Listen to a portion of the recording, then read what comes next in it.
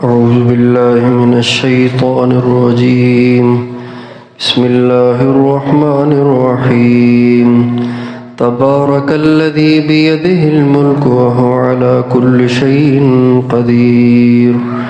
الذي خلق الموت والحياة ليبلوكم أيكم أحسن عملا وهو العزيز الغفور. سورہ ملک کی ان ابتدائی آیتوں میں اللہ تعالیٰ نے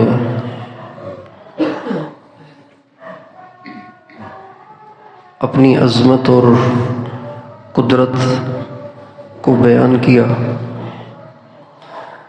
اور اپنی قدرت کی نشانیاں بیان فرمائیں، اور اس کے ساتھ ساتھ اللہ تعالیٰ نے انسان کو زندگی کا مقصد بھی بتایا کہ انسان دنیا میں کیوں آیا ہے، اور ان الفاظ کے ساتھ زندگی کا مقصد اللہ تعالیٰ نے قرآن پاک میں 3 جگہ بتایا ہے۔ ایک تو سورہ ہود میں آیت نمبر 7 اور سورہ کہف میں آیت نمبر 7،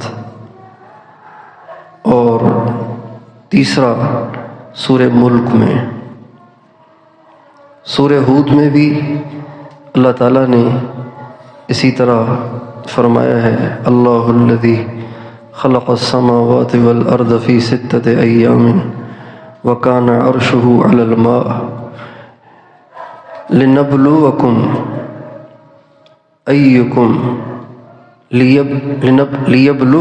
ایکم احسن عملا۔ اللہ تعالیٰ نے ساری دنیا اس لیے بنائی تاکہ تمہیں چیک کرے کہ تم میں اچھا عمل کون لاتا ہے، اور سورہ کہف میں فرمایا، انا جعلنا ما علی الارض زینۃ لہا لنبلوہم ایہم احسن عملا۔ ہم نے اس دنیا کو زینت بنایا، اس کو خوبصورتی دی، اس کو حسن و جمال دیا، اس لیے تاکہ لوگوں کو آزمائیں کہ اس دنیا کی رنگینیوں میں رہتے ہوئے کون اچھے سے اچھا عمل پیش کرتا ہے۔ اور یہاں فرمایا کہ اللہ تعالیٰ نے زندگی موت کو بنایا تاکہ آزمائے کہ کون اچھا عمل کرتا ہے۔ تو ان 3 آیتوں میں اللہ تعالیٰ نے زندگی کا مقصد بتایا ہے، اور 3 دفعہ بتانا یہ کثرت ہے۔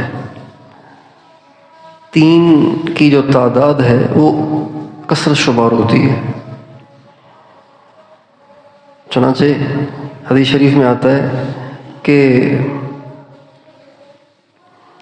اگر کوئی کسی کے دروازے پہ جائے،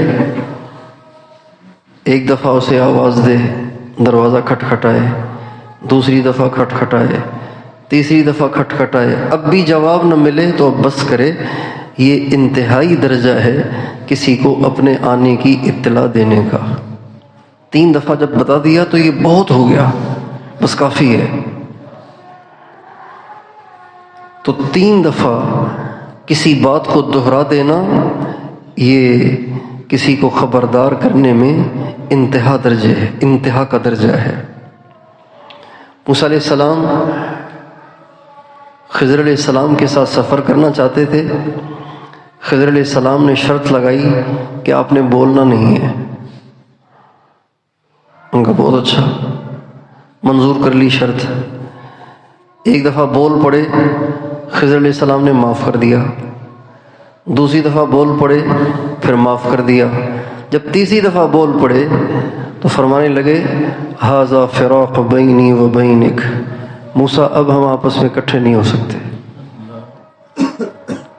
3 دفعہ ہو گیا، بس اب انتہا ہو گئی۔ تو 3 دفعہ کسی کو خبردار کرنے کی انتہائی تعداد ہے۔ اللہ تعالیٰ نے قرآن مجید میں زندگی کا مقصد 3 دفعہ بتا دیا ہے، تو یوں سمجھیں اللہ نے انتہا کر دی ہے، اور 3 دفعہ میں جو مقصد بتایا ہے وہ یہ بتایا ہے کہ اچھا عمل لاؤ، عمل لاؤ لیکن حسن کے ساتھ، عمل لاؤ کس کے ساتھ؟ صرف عمل نہیں چاہیے، وہ عمل چاہیے جس میں حسن ہو۔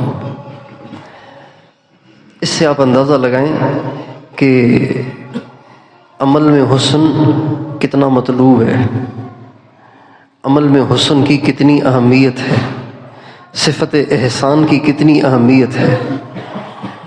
پھر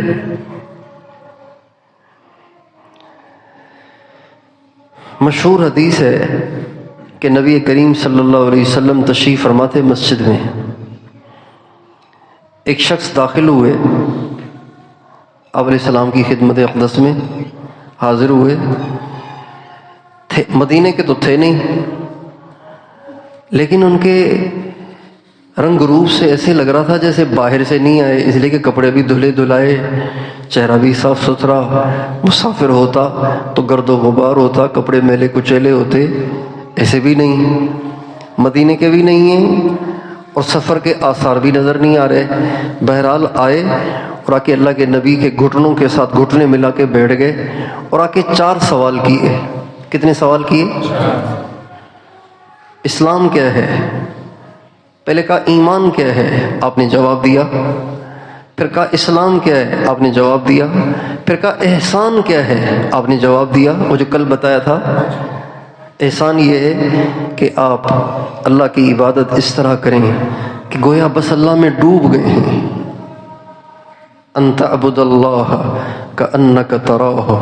جب کسی بڑی شخصیت کو، جب کسی محبوب ترین شخصیت کو، جب کسی حسین ترین چہرے کو انسان دیکھتا ہے تو ایک دفعہ ہکا بکا ہو جاتا ہے نا، ہکا بکا۔ تو اللہ تعالیٰ فرما رہے ہیں کہ عبادت، آپ علیہ السلام فرما رہے ہیں احسان کا انتہائی درجہ، اعلیٰ درجہ یہ ہے کہ اللہ تعالیٰ کو کی عبادت کرتے ہوئے ہکے بکے ہو جاؤ۔ کیا ہو جاؤ؟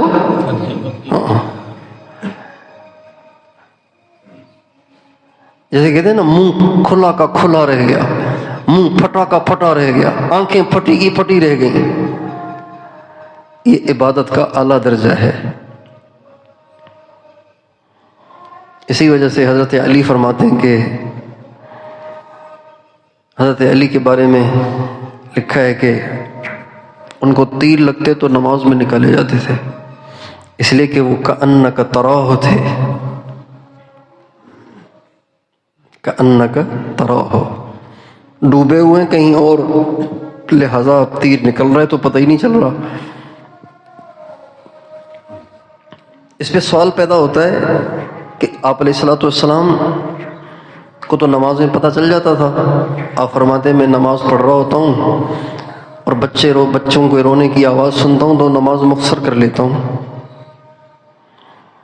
تو اس کا ایک جواب یہ بھی ہو سکتا ہے کہ اللہ کے نبی میں اتنی قوت برداشت تھی کہ باوجود اس کے کہ اللہ پاک کو گویا دیکھ رہے ہوتے تھے، لیکن پھر بھی دنیا سے بالکل غافل نہیں ہو جاتے تھے۔ استعداد کی بات ہے نا۔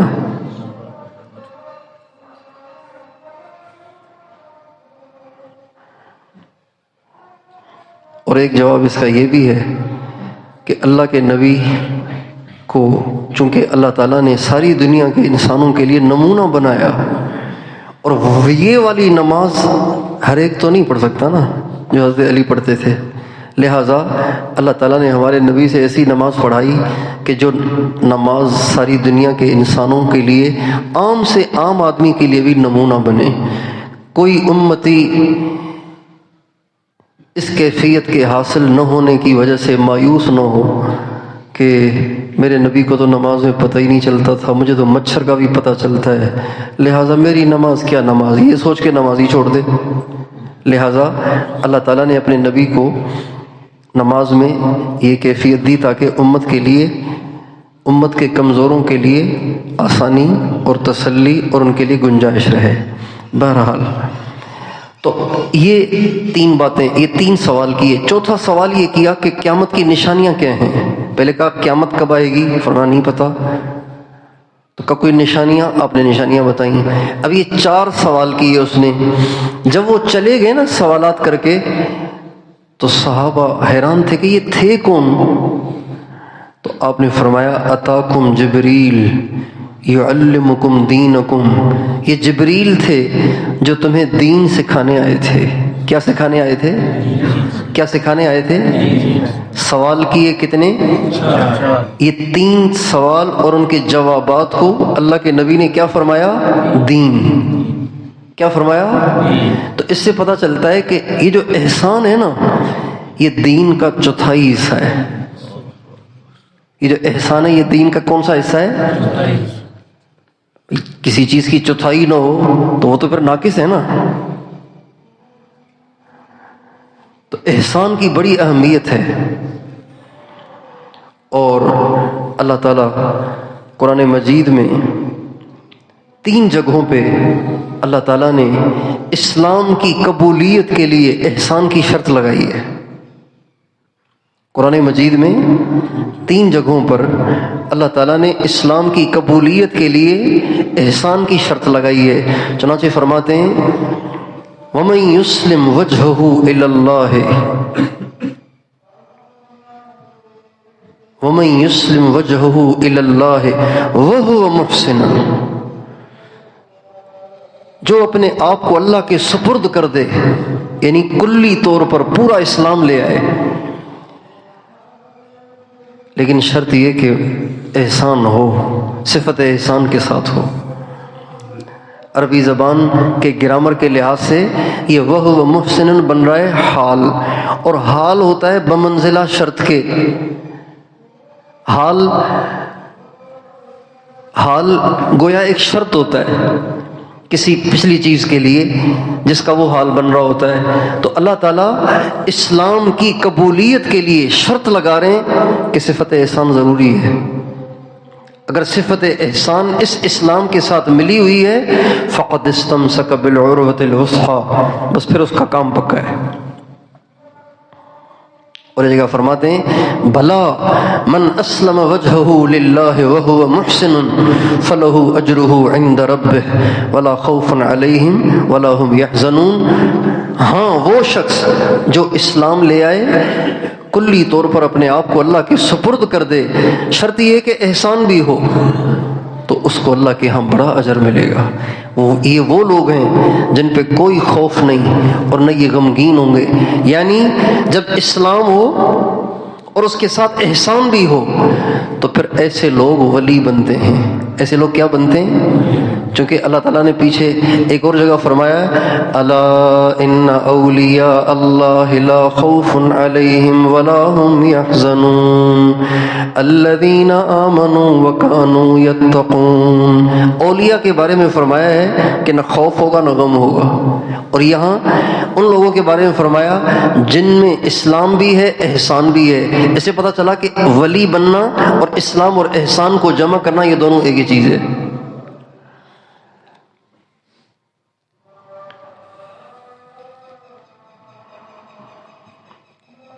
اور ایک جگہ قرآن پاک فرماتے ہیں وَمَنْ أَحْسَنُ دِينًا مِّمَّنْ أَسْلَمَ وَجْهَهُ إِلَى اللَّهِ وَهُوَ مُحْسِنٌ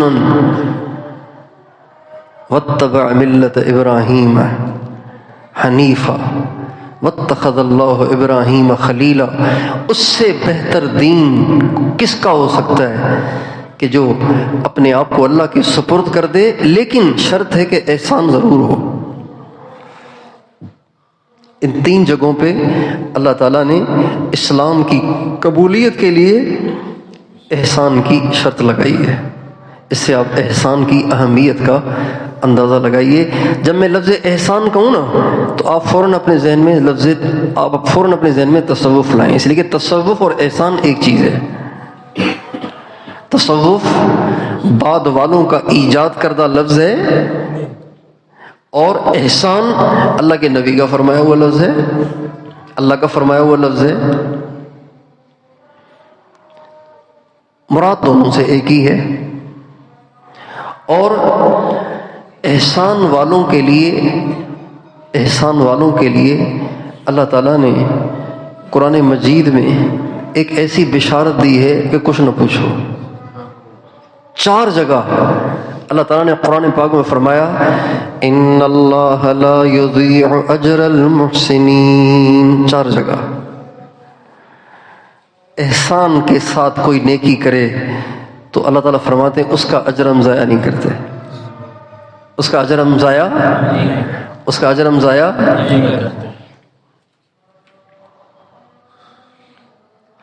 اور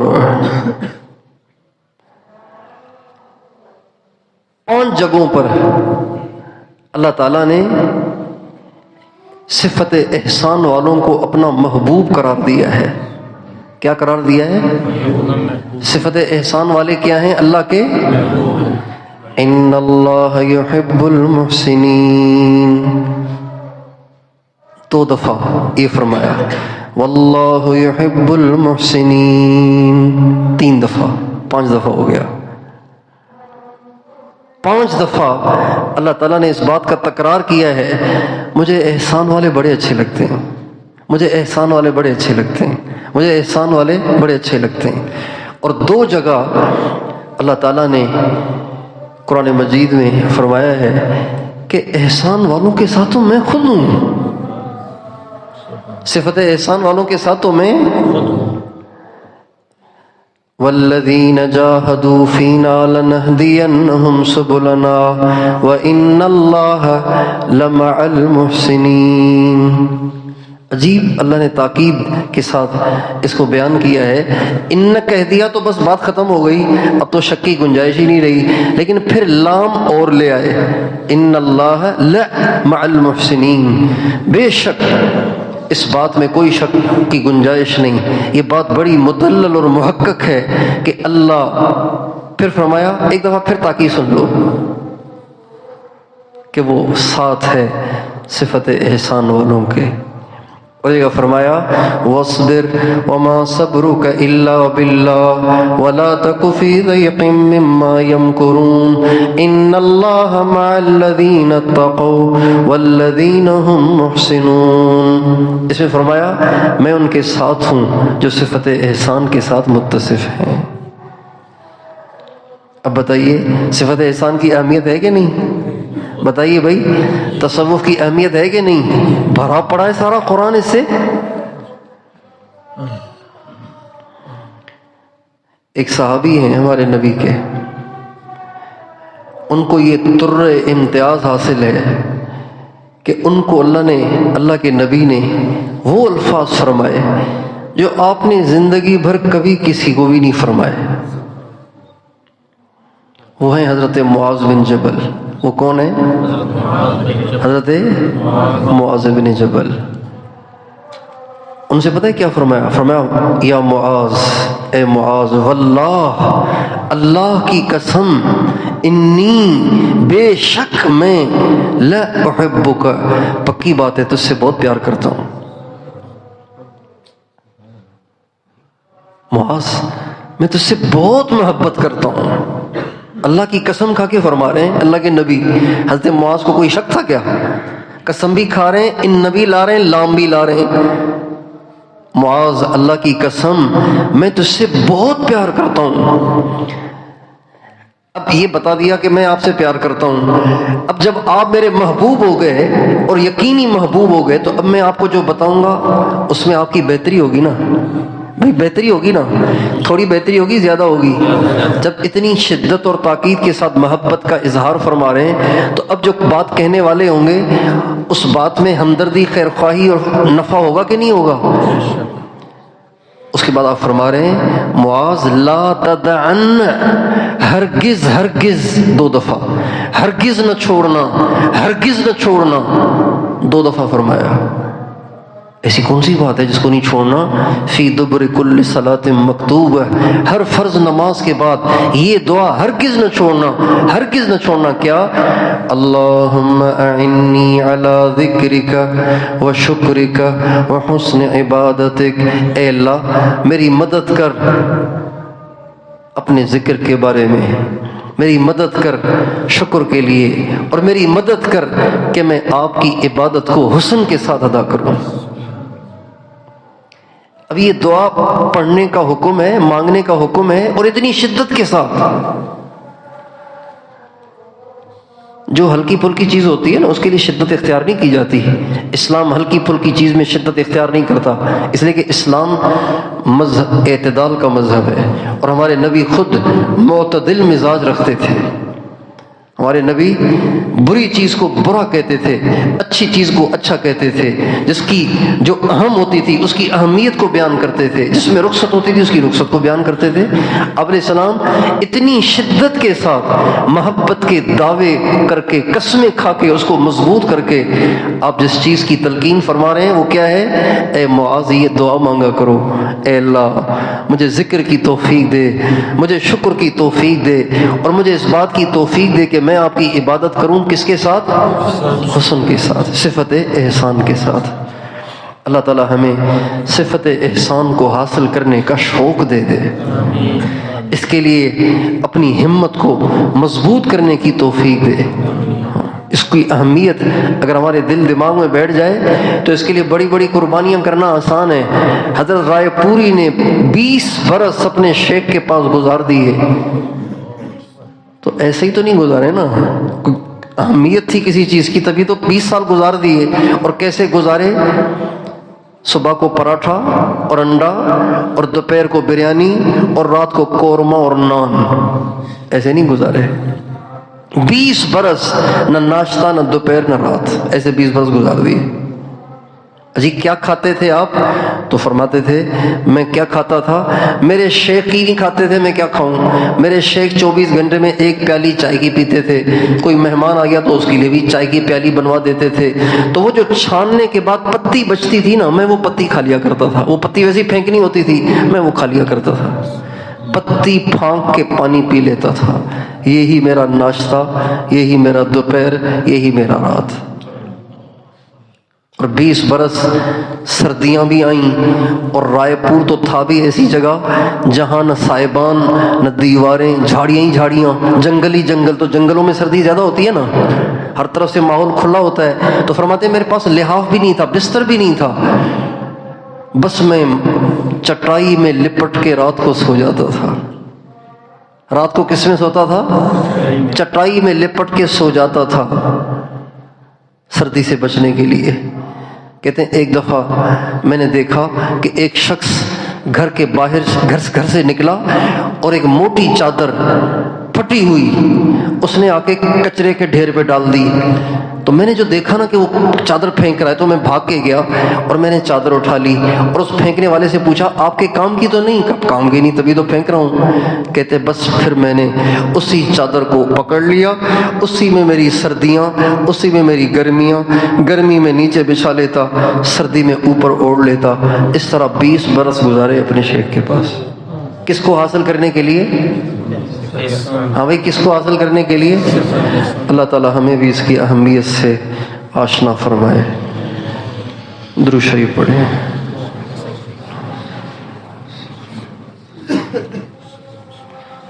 لا الہ الا انت سبحانک انی کنت من الظالمین. اللہم صلی علی سیدنا محمد وعلی آل سیدنا محمد وبارک وسلم. ربنا هب لنا من ازواجنا وذرياتنا قرة اعين واجعلنا للمتقين اماما. ربنا افرغ عليهم صبرا وثبت اقدامهم وانصرهم على القوم الكافرين. آمين بحرمة سيد المرسلين صلى الله تعالى عليه وعلى آله وصحبه.